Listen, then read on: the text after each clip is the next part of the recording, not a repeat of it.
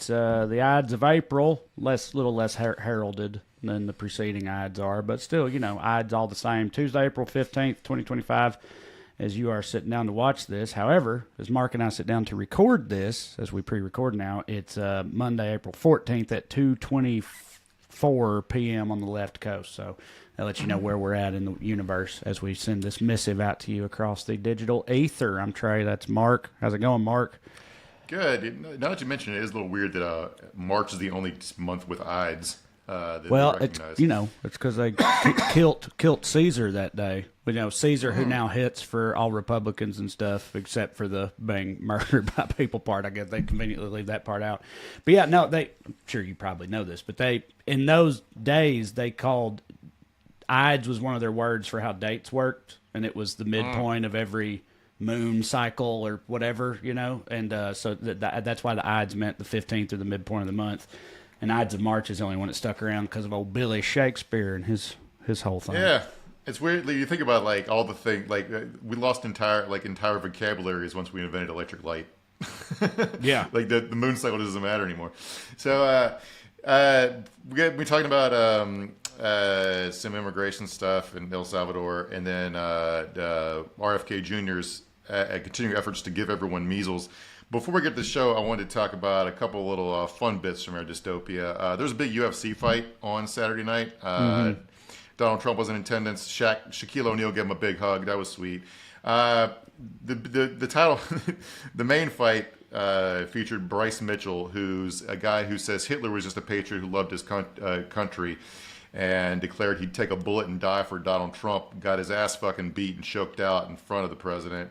Yeah, no, I don't know anything about that guy. I haven't watched UFC since I was in college and shaved my chin strap beard off. I left UFC behind me at that moment. But so I don't know who this dude is or anything about him. But it was near the top of Reddit, of course, because they were dunking on him for getting his ass whipped. And then I gathered the context through the comments and stuff that was, Hitler hits for him, ergo, so does Donald Trump. And so, yeah, I don't know anything about him, but I'm glad he got smoked. Yeah. Here's the plot twist there, the punchline. Ted Cruz is in attendance rooting for Bryce Mitchell, I assume. So the Ted Cruz sports jinx now almost has a fatality attached to it. Right.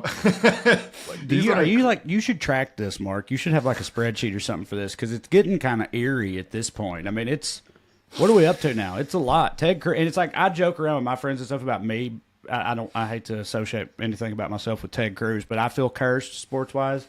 But he's for example, I literally went to Knoxville for less than 24 hours this year, and when I was there, our quarterback left the team unexpectedly. So I came into town, that happened, I left, now they're repairing everything. But anyway, Ted Cruz, he's got a very impressive batting average with not hitting at sports events. Yeah, I mean, he was at the NCAA basketball championship a couple weeks ago, rooting for Houston. We all know how that ended. Yep. So yeah, if you want to, I wondered how much money you could make if you just bet against every team that Ted Cruz is rooting for at a sporting event he attended.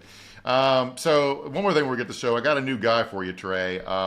His name's Kyle. I'm going to pronounce his last name Dyke. I don't actually know how to say it. D-U-Y-C-K. He's Doik? running. Yeah, Doik? there you go. Kyle Doik. He's running for governor of Oregon, obviously as a Republican. He calls himself the presumptive nominee because no one else is running yet, because the election is until the end of next year.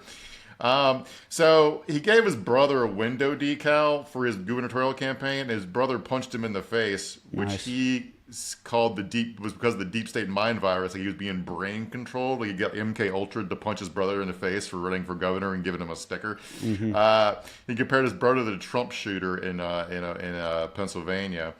And speaking of the deep state, he seems to think the deep state is censoring his LinkedIn post. If you got this screen grab map, it shows he's not getting any notifications of LinkedIn, so obviously it's the CIA out to get him. Again, he's just some guy running for governor of Ohio and guaranteed to lose.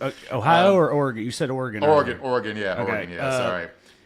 So I know you already said he calls himself the presumptive nominee, and it's far off, and nobody else is even running yet. And in past eras, I wouldn't have even felt the need to ask this question, but is this is this one of those like kooky early on candidates that's a full blown lunatic and isn't going to go anywhere, or is this actually going to be the GOP nominee for governor in Oregon? And also, I know that might be kind of a shit show in its own way because they may not have a shot or whatever. But like, is he going to be the guy? The current governor is Democrat, obviously, because it's Oregon, but she only won by like 3 or 4% last time, and she's had some scandals. Her wife was caught up in some sort of like her wife has too big of a staff or something. I don't really understand. It's one of those stupid in a Trump era, that being a scandal that the governor's wife has a little bit too much say so feels like very quaint. But anyway, who knows? But I seriously doubt he'll be the nominee. Although Dyke is from like a pretty rich, powerful family, so he could probably take this a pretty long way. I just seriously doubt the Republicans let him win. But again, who knows? So whoever he put in charge. Speaking of, this is a very window decal based campaign.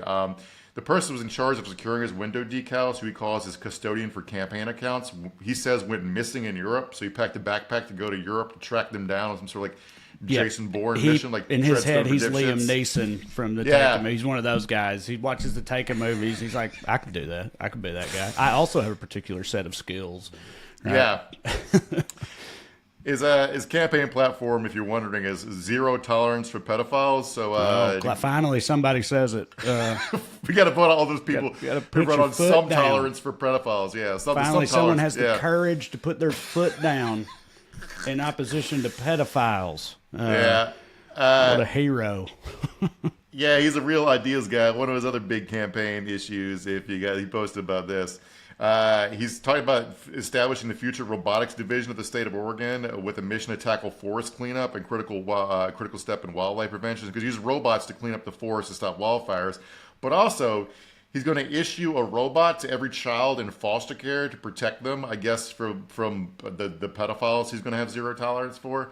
So he's going to issue every child in foster care a T-1000 instead of letting gay people adopt them or whatever. Right. I don't know. Yeah, they'll literally let robots have kids before they let gay people have kids. Yeah, that's hilarious. Well, producer Matt is back there doing his thing. It's funny you bring up Oregon because it's related to where I'm going. Y'all know before we continue here on Weekly Skews, I got my announcements to make. Come see me on the road, live and in person, doing stand-up comedy. To do that, go to TreyCrowder.com. I, funnily enough, happen to be, as you're watching this, in fact, I'm in Oregon. I'm in Eugene and Portland this week. Bunch of 10 shows in 5 days. Bought a bunch of tickets, and I appreciate it. Now we've perhaps incurred the wrath of this lunatic gubernatorial candidate you guys got up there. Hope he doesn't come out to the show and sick as robots on me. But either way, come see me in Oregon this week, and then next week Houston, Texas, and then after that a whole bunch of other places too. Also at TreyCrowder.com, there's a link to my new special Trash Daddy, which is available on YouTube. It's fun. It hits for people. Check. If you like me, you'll like it because it's me doing it. So check it out. Also, if you enjoy this program and would like to show your support, you can do so by signing up on Patreon. You go to weeklyskews.com/more, or you can just go on Patreon and search for my name, and you'll find us. Either way, it's for $5 a month to get access to 2 full-length bonus episodes. We just do episodes of the show, but we do 2 more of them, except every now and then, for a real treat, we do Q&A episodes where we take your burning questions and answer those. So if you like this show, get some more of it in your life and support it in the process by signing up on Patreon. Now, as for tonight, Mark already told you what we're going to be talking about. We got the absolute best man for the case with this new measles outbreaks, RFK Jr. It's like assigning Alex Jones to clean up America's disinformation problem. Send RFK Jr. to fix a measles outbreak. We'll get into all that a little bit later, but first, the Daily Dumbass Matt graphic, please.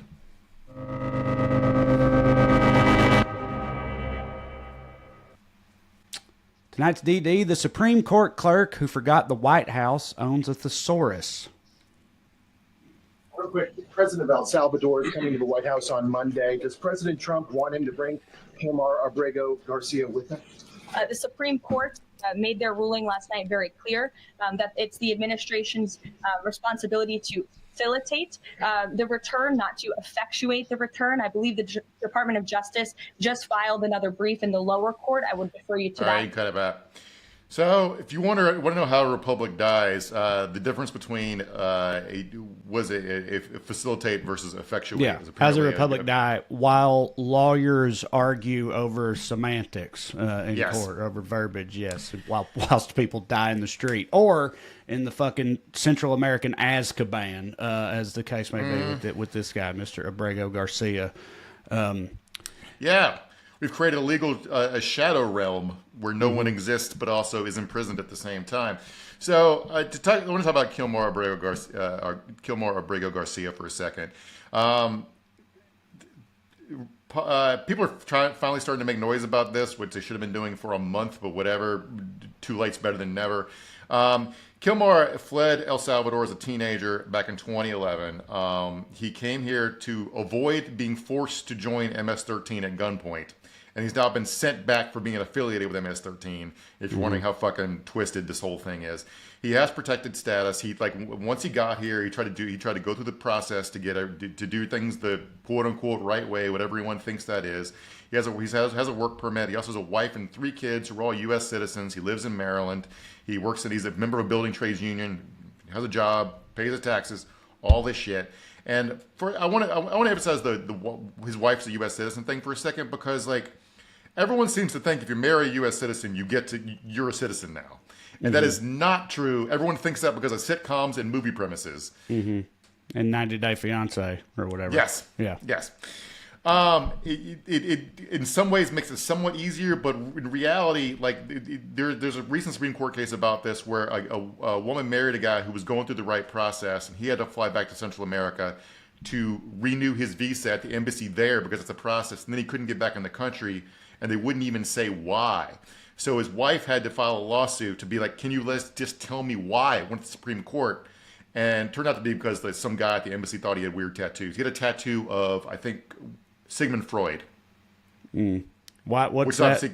What does that stand for? Because a lot of this discourse centers on tattoo. That's part of the thing I said in the video I made about this. It's funny you got rednecks all around this country who would very proudly show off their badass new Grim Reaper with a flamethrower in front of the Confederate flag chest piece they just got, talking unironically about how only violent gang members get tattoos like this. Everybody knows it. You know what I mean? You can't.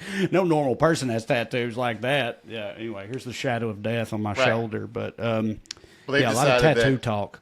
Right, that a Sigmund Freud tattoo means he's in Tren de Aragua or whatever, so he can't get back in the country. And his wife's like, but we're married, we have a constitutional right to marriage. And they're like, yes, but you don't have a right to live in America as a married person. So basically, instead of people think you marry someone that gives them U.S. citizenship, gives them rights, but in reality what it does is take away rights from the person who married them. Yeah. Okay. Ain't that America? Right. Is there any, I know how insane all of this is, but is there is there any basis whatsoever for that whole Sigmund Freud Tren de Aragua? Is Sigmund Freud a mascot they've adopted? No. Okay, I'm about to say, why would they? Stop trying to make sense of it. They all want to fuck their moms or something over there? They all love cigars and dicks and stuff and cocaine and saying wild shit and dreams and shit like that? They're just evil. It's a pretext. That's it. Right. That's all you need.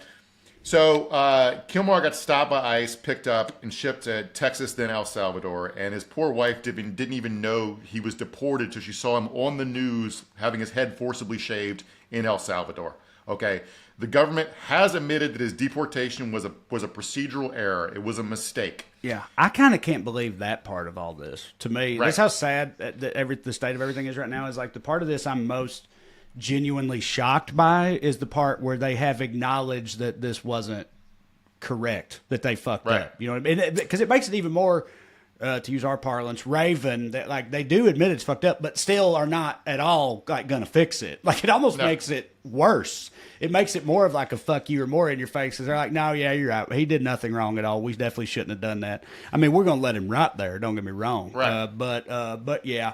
Are bad. Just lie about it all, I guess, if you're going to fucking be. I feel like for years, if governments were going to shadowy government, I feel like Vladimir Putin, when he defenestrates people, he like disappears people all the time. Like, he at least has the decency to lie and tell everybody that he didn't do that. You know what I mean? And of course, we all know that he did, but he's like, I would never do that. But this government's just like, yeah, we did that. That's their official position over accidentally sending a guy who everyone agrees should still be in the United States to El Salvador to be slaved to death in a gulag is po body's nerfect. All right. Exactly. Right. Yes, exactly. They're like, what are you going to do?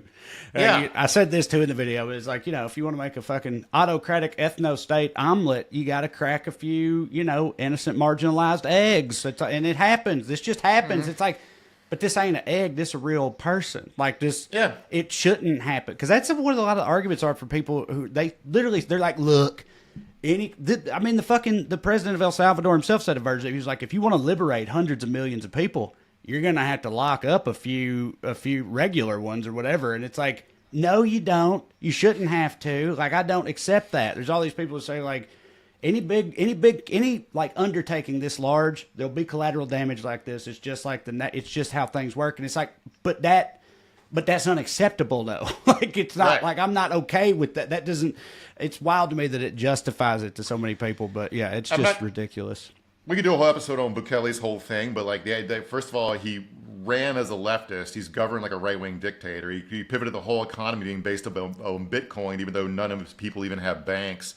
And now they did have an extremely high murder rate, which has come way down under his presidency. But because he like held a summit where he negotiated with gangs, and then he locked up between 1% and 2% of his entire country's population. Mm-hmm. Okay, so the idea that this is some sort of model we should follow, while his economy is collapsing.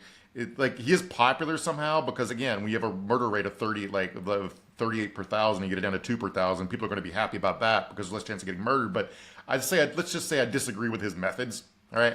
Which is one of those things where it's like, I don't know, but there's probably people in El Salvador that are like, listen, murder was through the roof. It was insane. It was dangerous here. And he cleaned that up. And sure, maybe again, there was some collateral damage. A few innocent people went down too, but overall, it's better for everybody, and it's like it's easy to say because you just assume it ain't ever going to be you. You know what I mean? That's what it's like. Right. A lot of people are willing to take that risk because they're just taking it for granted. Like, if a couple innocent people got to go down to make this for the greater good thing happen, that's fine with me because I know it'll never be me. But you shouldn't assume that, especially if you're in El Salvador or hell, even in this fucking country. It could be you one day. People don't ever think about it that way.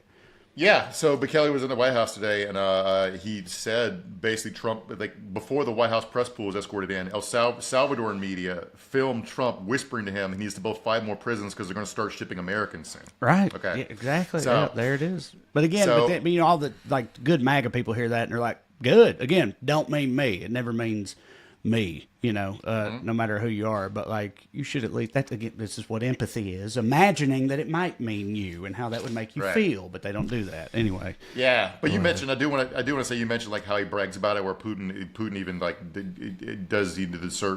has the virtue to lie about it. You want to compare this to something like Abu Ghraib. They said Abu Ghraib was embarrassing. The administration tried to cover it up. Right. This is anyway. So the Supreme Court decision, to quote, Caroline Leavitt said, held that the government must facilitate Abrego Garcia's release from custody in El Salvador and return to the United States. The decision was unanimous. Clarence Thomas voted for this motherfucker. But at the same time, the Supreme Court said the government cannot be ordered to effectuate his return out of respect for presidential powers over foreign policy. Basically, they're saying well, we can't order the executive branch to invade El Salvador to rescue this guy. Right. But they're doing this busy work thing where they're saying the government can't be forced to send him back, but it can be forced to try to get him to come back somehow. But what happens if the government says it tried and didn't? What do you do then? Exactly. That's all they have to do is just say, well, we try. Because it's they're saying, you have to try, but obviously you can't force. We're not saying that. They just be like, well, we tried. It didn't work. And then it's like, okay, well, I guess that's that. But it's everybody with a brain fucking knows that El Salvador, we're paying them to take these people and everything. All it would take is a fucking phone call if they just wanted to make it happen. He could have got on the plane with Bukele. Right. I mean, it's I don't know. It's willful ignorance to act like, well, they can try, but it doesn't mean they can make it happen. It's the only way they couldn't make it happen if they wanted to make it happen. The only way that would be literally true is if the he is dead already or something like that. There's no way to bring him back. Otherwise, if they wanted to make it happen, they fucking could. Like, but they're just not. Yeah, I can't even really think of a political reason not to, because it's like, anyway, they're just like slapping their dick in everyone's face to do it. But they're basically, the administration's position is that their understanding of the way they're presenting their understanding of the Supreme Court decision is if he can get if Abrego Garcia can get back to the United States, they have to let him in, but they don't have to do anything other than that. So basically, if he busts out of prison and hitchhikes to El Paso, he's fine. If he does what Batman did in The Dark Knight Rises and gets out of that Bane, which even, for the record, even for Batman, people were pissed off that movie skipped over how he did that. Like, there were people that were like, it just kind of doesn't make sense that he was able to do that the way that he did in that amount of time. And he's fucking Batman, and we want a guy from just a father of of a 5-year-old, husband and father from Maryland, to do some Batman shit, and then he can earn his freedom. Yeah, I mean, like the idea here, like, just talk about how we're all dying of lawyer brain for a second. Like, Supreme Court doing all these like thought experiments about constitutional law, while like playing word games over what facilitate means while people work to death in a slave prison. And the Supreme Court's basic position is one president wildly exceeded his authority by forgiving some student loans. A different president has barely scratched the surface of his authority by disappearing anyone he pleases without trial to a foreign gulag. And we're supposed to believe the constitutional law is a serious. And like, tell me about it. I know. That's what I've been saying since the beginning of all this wild shit they've been doing. I was like, well, how the fuck? Why?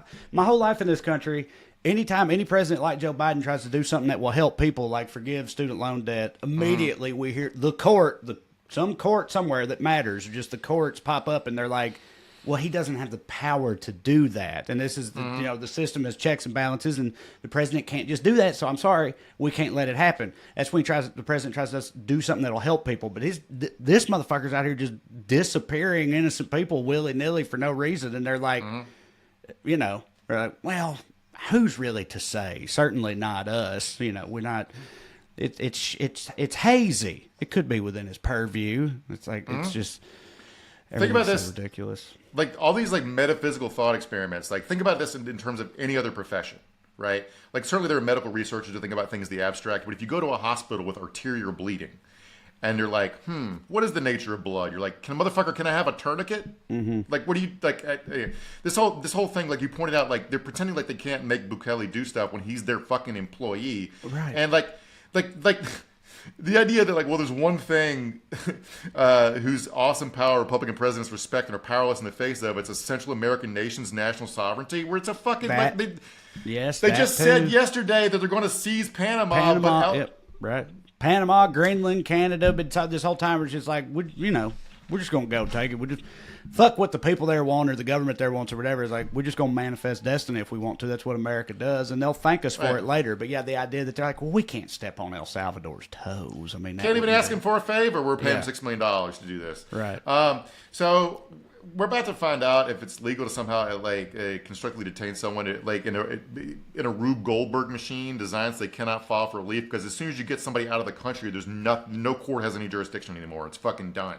Right. Like, so all you got to do, if somebody does some shit you don't like if this all holds up, somebody does some shit you don't like, hypothetically, you could just like point at them and call them a gang member, or they got fucking whatever criminal ties, and then ship them off to fucking, again, Central American Azkaban, or just out of the country. And then later you can be like, it turns out he wasn't a gang member, but we thought he was. And now that he's there, there's really just nothing we can do about it. Like, now that he's gotten there, our hands are tied. So unfortunately, he's going to have to, work himself to death while half naked every day for the next 30 years, or unless he expires beforehand. Yeah. What are you going to do? Yeah, and just today, the administration snatched up a Palestinian Buddhist peace activist and another Palestinian guy who was literally in the middle of his naturalization ceremony to be a citizen when they arrested him. Jesus. So, by the way, they do say Kilmar's alive. They say it. So there's that. But right. I feel like your Kilmar Abrego Garcia legal filing is raising a lot of questions not answered by your actual proof of life video. Can we get a video of him holding today's newspaper, Right. please? Without a proof of life, it's like, dude, it's like, and I said this in the video too. It's like, you really gonna hit us with the like, oh no, he's at a farm upstate type thing. Yeah. You know what I mean? It's like, we're not fucking 6 years old without some kind of proof. This seems very shady, and you know it, right? Well, I mean, okay, since we're just on that, like, I know you have no way of knowing, but because I've seen people say it's like the only two ways this really makes any sense, but I guess there's a third, and the third is just because fuck you, that's why, which this administration does love that. I acknowledge it. But the first two are, if he is already dead and they know that, and they're like, we can't, we got to somehow cover that up, hope people forget and move on like they always do. Or like you said, there's no political reason not to do it. Or that they're like, well, if we bring him back, it's just going to get 10 times worse for us because he'll talk about how shitty it was or something like that would be a surprise to anybody. But like, which of those, like, what do you think is what if you got gun to your head, like he's probably got? What do you think the most likely scenario? Like, do you think he's dead already, or do you think they're just like, nah, fuck y'all, we don't give a shit? And I don't even want to guess, man. I hope he's not. Like, Yeah. I hope none of them are, man. I hope we fucking close this goddamn prison and get a fuck ton of these people back. They would people. Everyone's focused on Kilmore, and I get it. He's a wildly sympathetic case, but like, there's other examples too of people that are there for no reason. There's like a 19-year-old. Like, who got snatched up and sent there, like, even though like the ICE agents knew they had the wrong guy, and one of them told the other one and said, "Fuck it, take him anyway." Like, so like, Jesus Christ. Is that the gay hairdresser kid, or is that a different? Because I saw a gay hairdresser. This one's gay too, but it's a different guy, not the hairdresser. Yeah. But this is an environment, by the way, where this happened recently, where a guy that worked at the Social Security Administration was dragged out of his office by security for refusing to comply with like a DOJ effort to have 6,100 living immigrants declared dead by the Social Security system. To stop their payments? Is that why? Or well, it stops them from paying taxes. They don't get Social Security. Oh, like, right. Yeah, right. This whole thing's so stupid. So, like, but if you can just click a button to declare somebody dead, dead people don't have any rights, as anyone who's tried to pay a dead relative's like credit cards and shit off knows. Like, it's very hard to do. So, like, no one's who's dead is a citizen. Right. So there's nothing to stop them from doing that to me and you or whoever, and they just click the dead button on your Social Security number and your passport and fucking ship you off. How's a dead person file a lawsuit? We talk all the time whenever it comes up about how like the stock market and all this money and wealth that trades hands, it's like it's just numbers on a spreadsheet. In reality, like it's ethereal and barely even real. And it's like people know that or think about that, but like the idea that your citizenship or who you are as a person, your identity, all that also kind of applies. Like you said, people in the right position with the right, admin access can just click a button and delete your fucking, again, have you rendered dead or delete your social or whatever they do. And then like legally you don't exist after that. So fucking, then what happens, I don't know. A state's never had any interest in my lifetime of, not the American state anyway, of having like a bunch of living people just declared dead. I don't know what happens after that.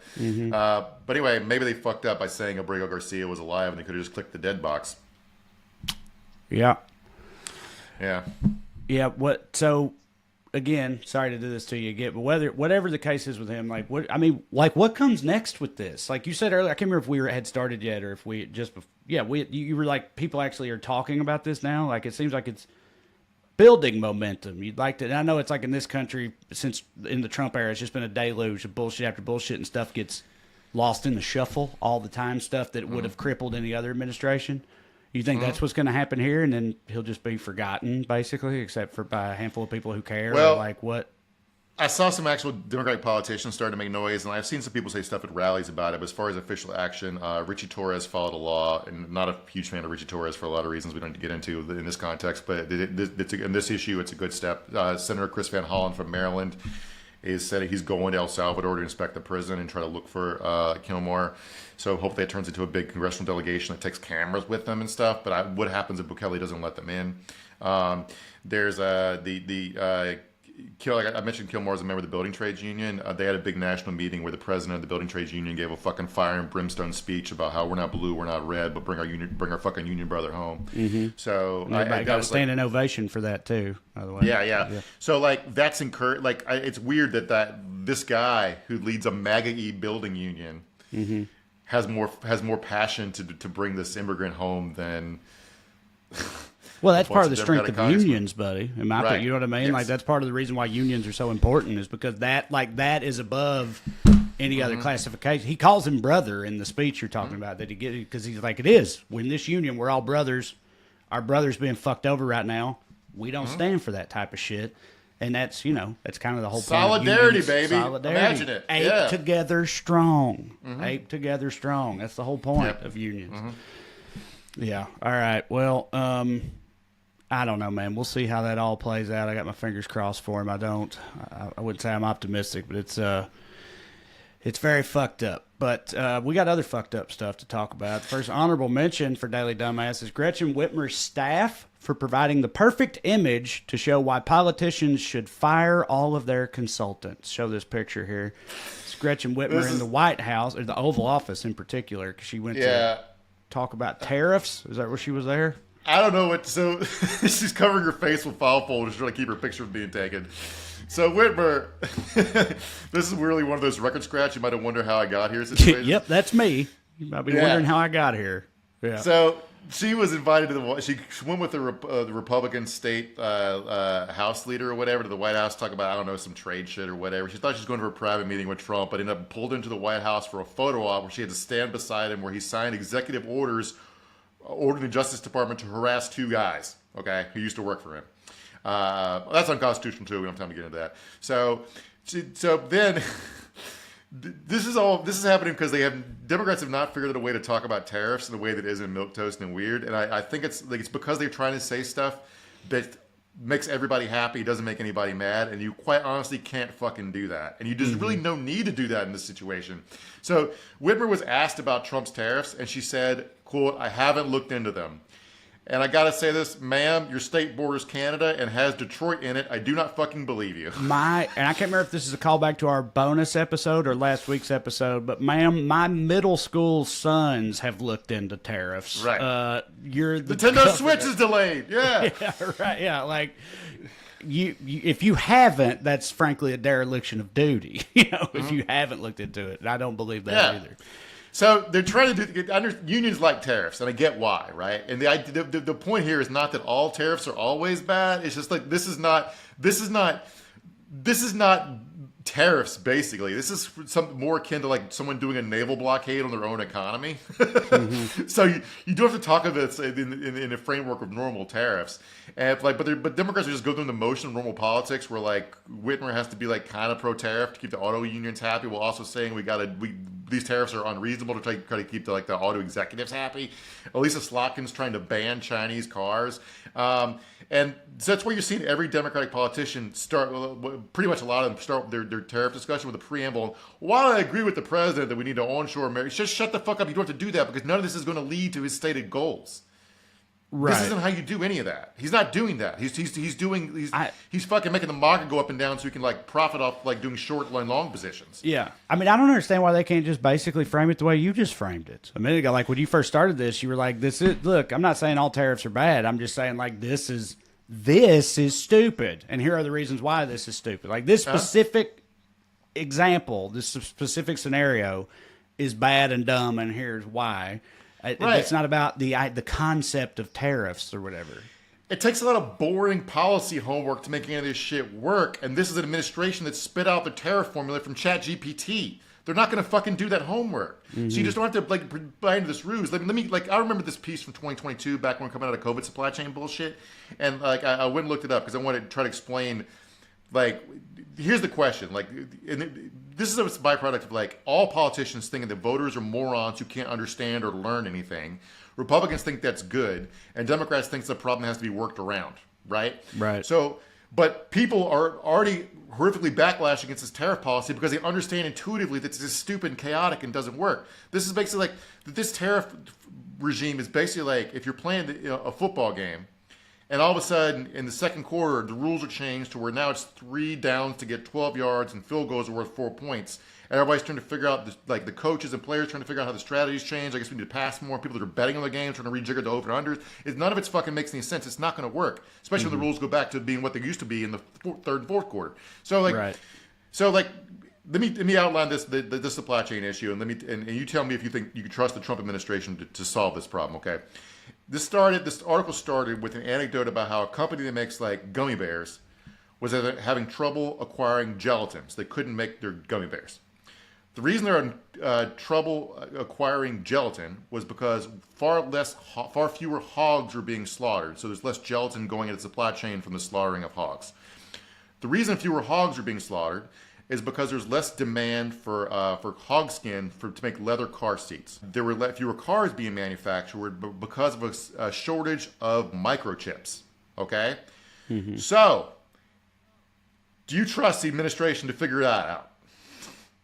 No, I don't trust myself to figure that out. I got confused halfway through that. Right. I know for damn sure the fucking Trump administration. It's like you said you had another example in one of our last episodes about the tariffs where it's like through this like the way things work in the supply chain, you get in this circular position where it's like the first step a new American factory would need to do would be to build a robot that builds its own shit that then it makes in the. It's like it doesn't, it just doesn't. It doesn't work. Like you follow every step backwards, and you're like, this is incredibly complicated, and we're probably not going to be able to figure it out. We meaning this administration, and certainly not quickly. Regardless, it would take generations, and we're trying to do it in 2 weeks by committing economic suicide, hoping the rest of the world saves us from ourselves. Mm-hmm. All right, so before we get to the main segment, I want to talk about some formal polling here. Here's some polling from the Cato Institute from a couple days ago. First question, America would be better off if more people worked in manufacturing. 80% of Americans agree, 20% disagree. Second question, I would be better off if I worked in a factory. 25% of Americans agree, 73% disagree. It goes back to what we were saying earlier. Yeah, go ahead. I didn't mean to step on you. I know what you're about to say. Yeah, it's basically like, we'd be better off if we had factories. I don't want to work there. You go work there. It's like... It's always somebody else. You know what I mean? It's always like, it's never you. And if you frame it as like, what if it was you? Then you're like, well, that would be bullshit. But people don't. And it's also like you were talking about in another recent episode about like Trump and how he feels about coal mines and stuff. And it's like these people like Trump or people that don't know, or more privileged people, they think like, oh, that's fulfilling for them. The dirty serfs, the peasants. It gives their life meaning to work in a factory all the time or whatever. And it's like you were saying, it's like there's nothing wrong with working in a factory, but like the idea that like that's where some people just belong, like a huge chunk of America that's just like they just should be in factories. It's also like we need people to do everything there is to be done in this country, and so many people at the top want those people to not be able to fucking live is like the main problem with it, like. Yeah, but it's like this inherent belief in social hierarchies that like are natural and therefore you deserve to be at the bottom. Not me, you. Right. You and your children and your grandchildren deserve to stay at the bottom forever, but that's the natural order. Speaking of which, let's talk about the RFK and the horseshoe theory of eugenics, where the left and right meet, and because they believe in these social classes in a certain way. Been waiting on eugenics to come back. I knew that was on the way. So we're talking about the measles outbreak for a little bit. There's more than 700 measles cases reported in the United States this year. It's already passed last year's total, and it's the Ides of April. There have been cases in 23 other states besides Texas, but the vast majority of those 700, more than 540, are in Texas. 56 of those 540 patients have been hospitalized.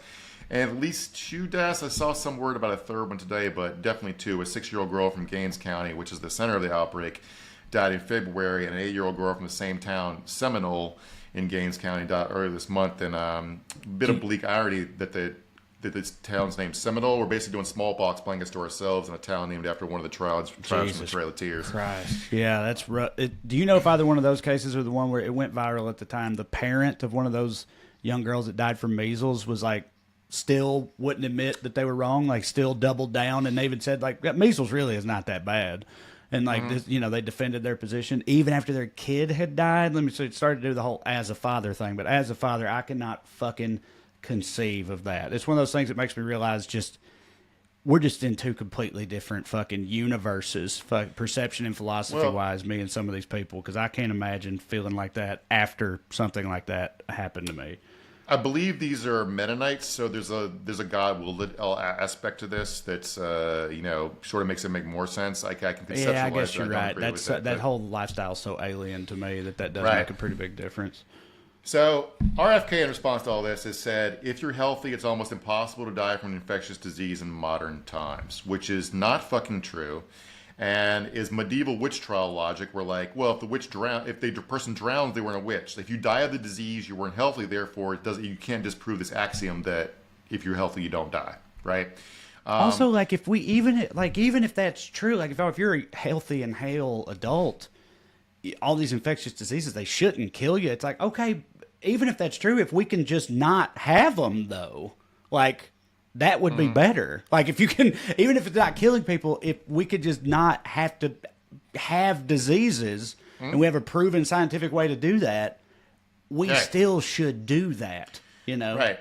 Being sick doesn't hit even if you survive it, right? Which is a part of this is missing. And like I do want to say like we talk about like woo-woo stuff and how it verges up to it can easily merge with fascism, which is sort of what's happening. The Nazis were into woo-woo shit like crystals and aliens and fucking occult mythology and spells and stuff too.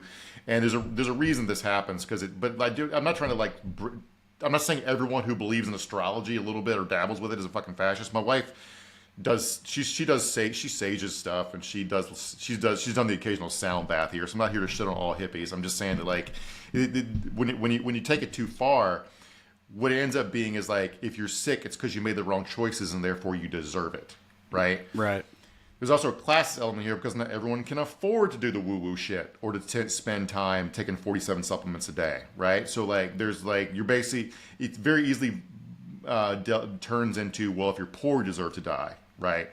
So it reminds me of like, remember when the tsunami hit Asia and the secret lady was like, the good lady who wrote The Secret was like, well, they must have been putting tsunami like vibes out in the universe. No, I don't remember that, but that sounds about right. Yeah. Yeah, it's like basically the RFK is telling people if you die from measles, it's because you didn't take enough cod liver oil. Okay, but also, you said the ones that died in these measles, these are like little kids we're talking about, right? So you're talking about like, oh, if you take this instead of this, you do this, whatever. But it's like they don't even have a fucking choice. Like their parents, it's still the parents making the decision, but they're applying it to this kid that has no say in the matter, and it just makes it way more fucked up, in my opinion. If you're a grown adult and you make some of these decisions, I still think you're an idiot. But like doing it to your own child, like because of what you believe, even if it makes them sick or they die, like that, I just can't. I just can't with that. I just can't. Yeah, and but so this woo stuff, like I said, it turns really into like, so RFK is telling people to take cod liver oil and extra vitamin A, but so I'm not sure how much cod liver oil costs. But he's also saying that because like this county of Gainesville is a food desert, that's why kids are dying of measles because they don't have enough broccolini or whatever. But by the way, he's been, like I said, down there on the ground telling people to take vitamin A and cod liver oil. The hospitals down there are seeing kids coming in with liver failure from getting too much vitamin A, right? So heavy doses of vitamin A is a treatment for measles in some cases, but under doctor's supervision, not just by chugging cod liver oil at your house. Mm-hmm. Okay. So like I said, he said, the RFK, quote, there's malnutrition in West Texas and Gaines County and the Mennonite community. The doctors that I'm talking to on the ground, the leaders in the community are reporting that the people who are getting sick are people who are, and the little girl who died, where malnutrition may have been an issue in her death. So this little girl caused her own death by, I don't know, fucking not getting enough kale or something. And by the way, the 6-year-old girl's doctors say she was healthy before she got measles. So this is all misleading and dangerous. But while we're talking about this being Mennonites, here, I'm going to play this video real quick of a congressman by the name of Ryan McKenzie from Pennsylvania, Republican. First of all, many of these instances that are coming into our country are from illegal immigrants who have crossed the border with no checks, no actual health records, and they are bringing these diseases into our country. There is a reason why measles has started to spread in our country. Okay. These are white Mennonites who speak German, okay? Mm-hmm. And he's saying that I guess the Mennonites should stop running kissing boos for the immigrants as they walk through town or something. I don't fucking know what he's saying here, but just it's just lying, isn't it? I mean, they say this with all kinds of things. Everything is fucking immigrants' fault. You know what I mean? No matter how based in reality it is, like that's what they say. So this is just another version of that because people are going to hear it and be like, "Yeah, that checks out." Right. And like Trump, who loved COVID, did everything to spread it as possible. Remember, used COVID as a pretext to shut down immigration, even though These people have one fucking pitch, one joke, Right. one pitch, one whatever. So this guy, McKenzie, by the way, he was his mom, Malou McKenzie, is a state rep, and they were the first mother-son pair to simultaneously serve in the Pennsylvania House of Representatives. So it's bring your racist fail son to work day in Pennsylvania, apparently. So measles is one of the reasons measles is exploding in Texas is because of stagnant vaccine funding, and now we're doing more vaccine cuts.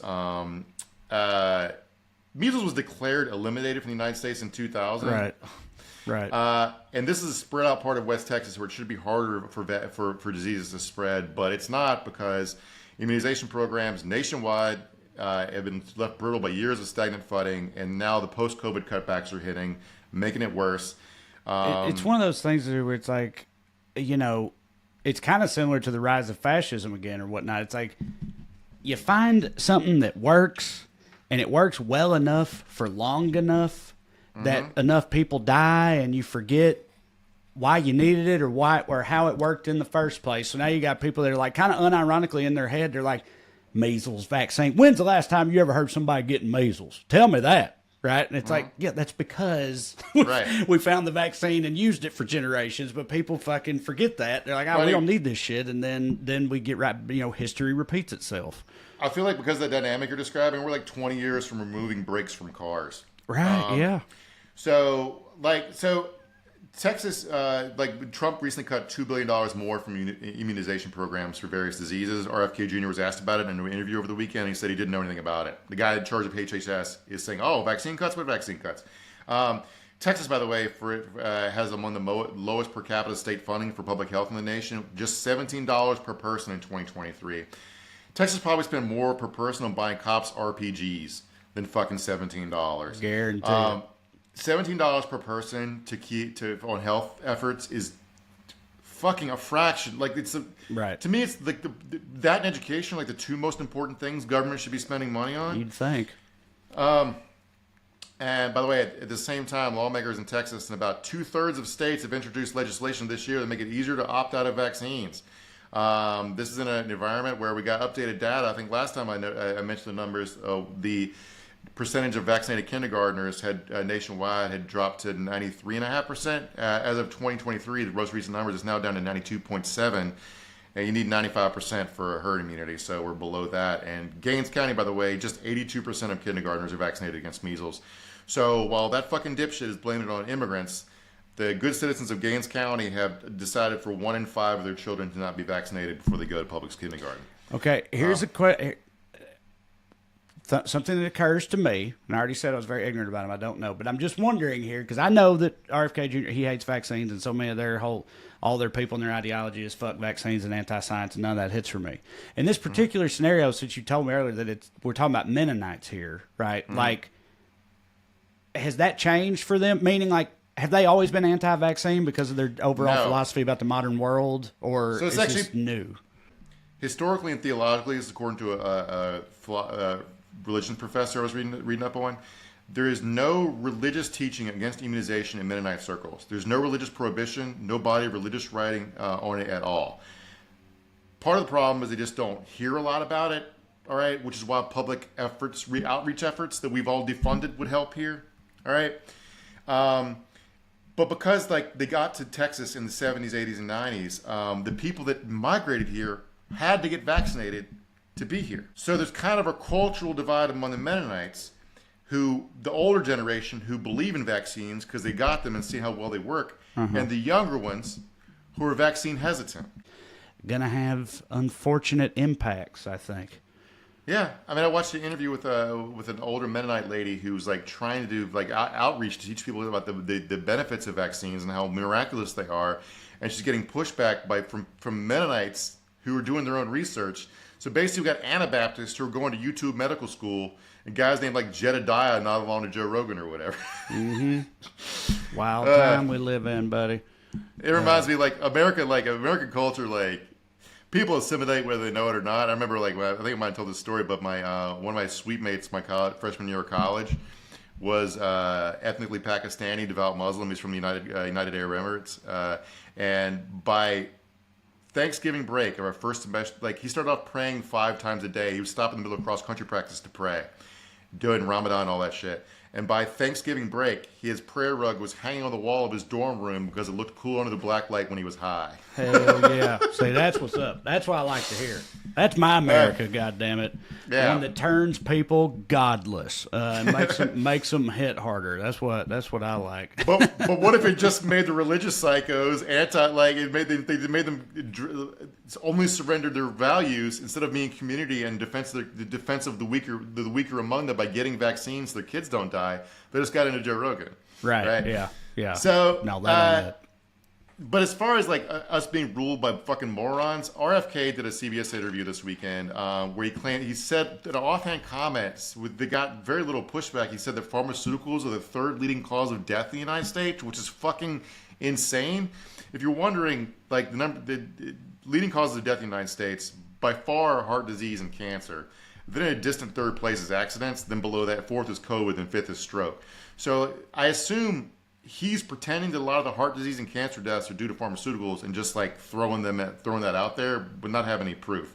Okay, but like we put just every cabinet official is like, what if you put the dumbest person who cares about this issue in charge of the issue? Right. And like RFK went on TV and said this the other day. I think this was at a cabinet meeting. And we have, we have now the autism rates have gone from now most recent numbers we think are going to be about 1 in 31, from 1 in 20. So they're going up again from 1 in 10,000 when I was a kid. It really. Your direction, we are going to know by September. We've launched a massive testing and research effort. All right, you got it back. We're going to get to the bottom of what causes autism by September. Well, I wonder what. Glad they're on top of it. Let's bookmark that if we're all still alive in September and come back to it, because I bet not. But also, dude, this has been said about autism for a long time now. By these vaccine people, they'll be like, look at the numbers now. Look when I was a kid.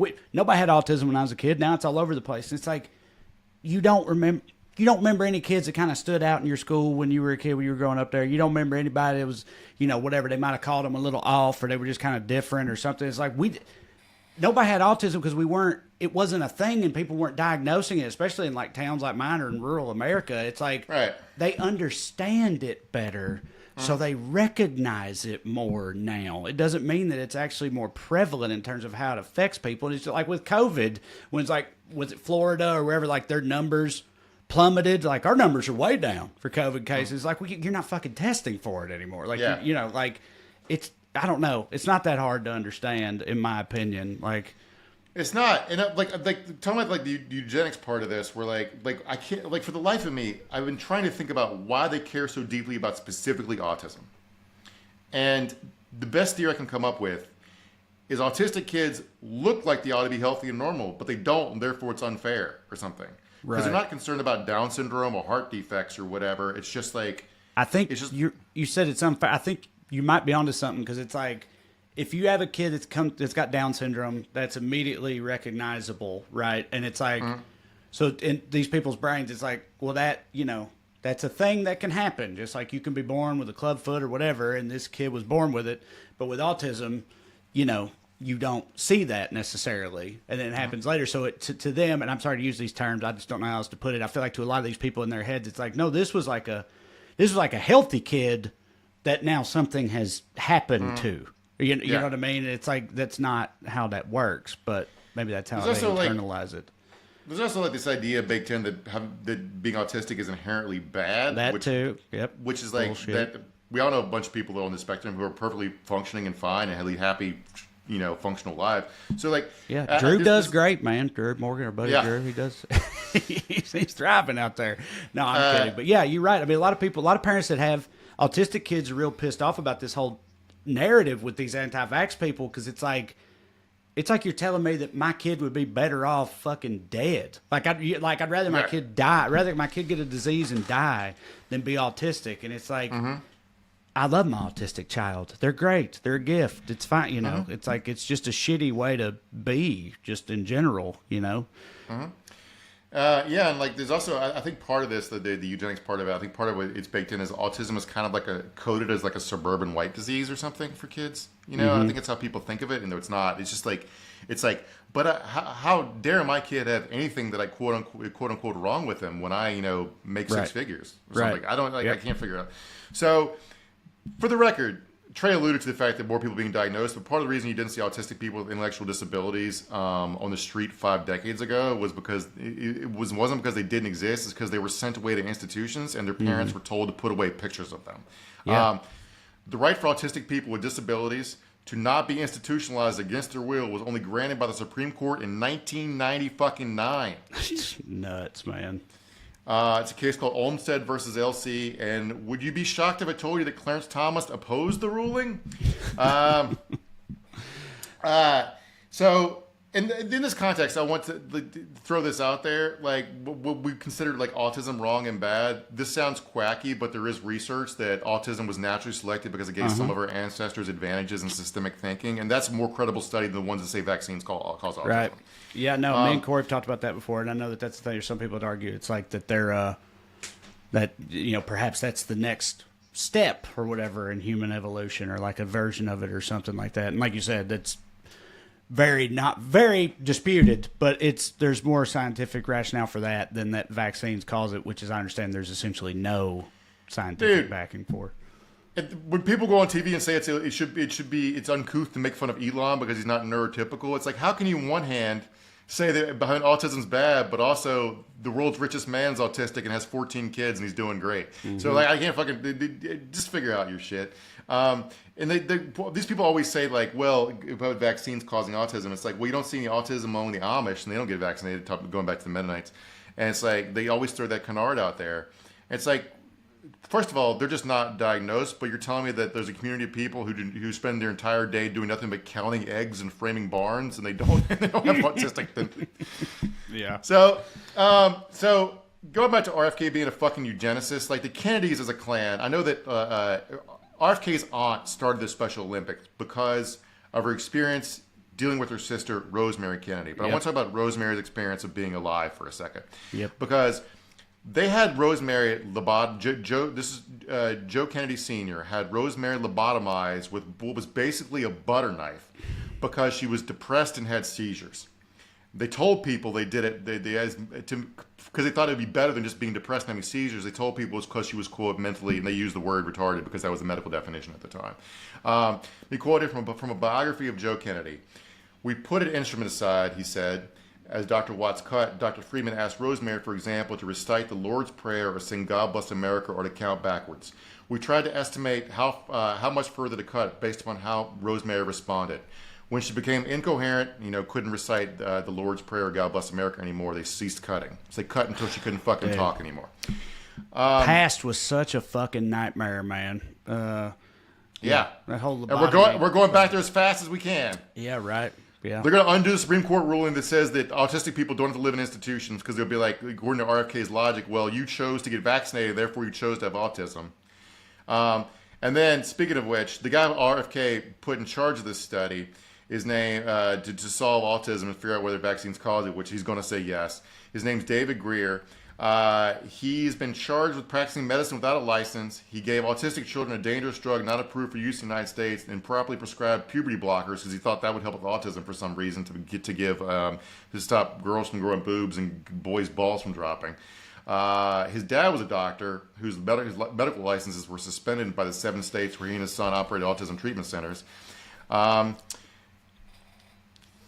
The 2 children they gave Lupron, which is the drug used to lower testosterone or estrogen levels in patients with prostate cancer, endometriosis, and other diseases, along with chelation therapy, which leaches heavy metals from the blood, as in lead poisoning, because they thought that autism was caused by the mercury that they believe is in vaccines, which isn't there. Whatever.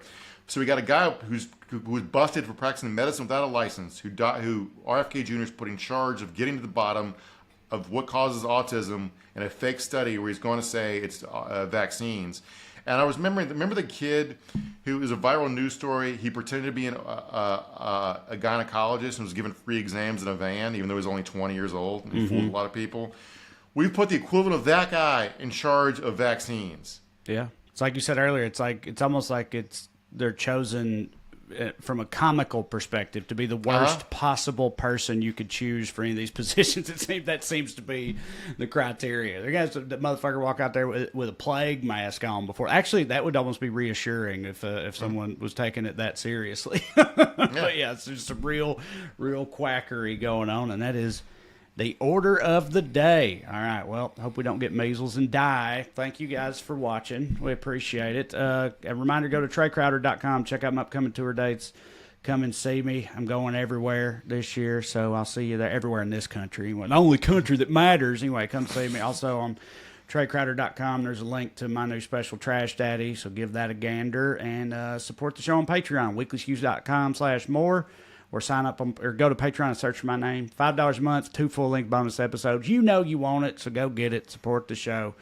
Get some more Skews in your life. Either way, if you keep watching on Tuesdays, we'll keep making them, and we'll see you next time. Love you. Bye. Skew.